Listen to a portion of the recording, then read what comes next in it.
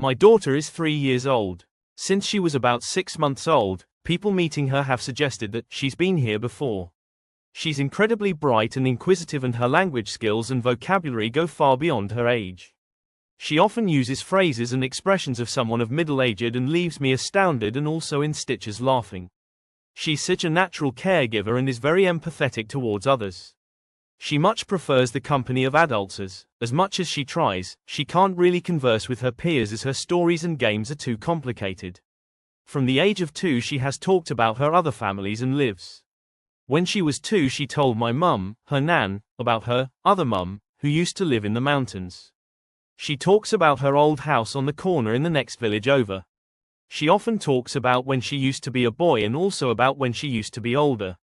She once told me that, moons and moons ago, she got older and went up to the sky and then they magicked her back down, and she popped, then was a baby again. She gets upset about the thought of getting older because she doesn't want to go to a new family and be a baby again. She told me the other day that she's glad they chose me to be her mum this time, and has also told me that she used to be my mother when she was older.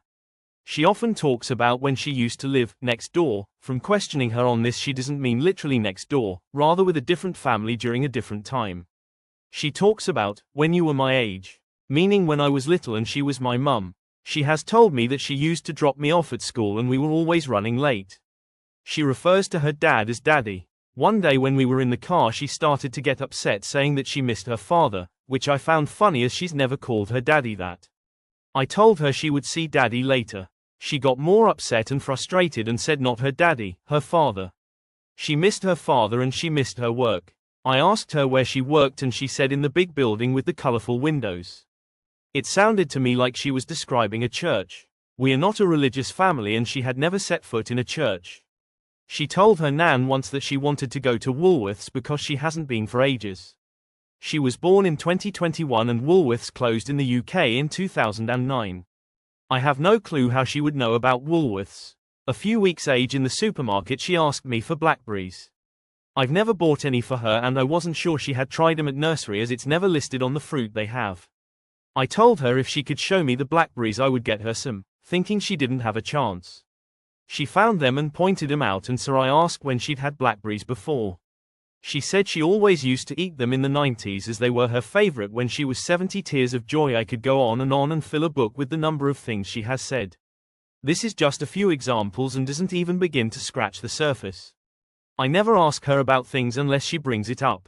She will often get watery-eyed when telling me these stories, and she tells me that she misses people from her other life.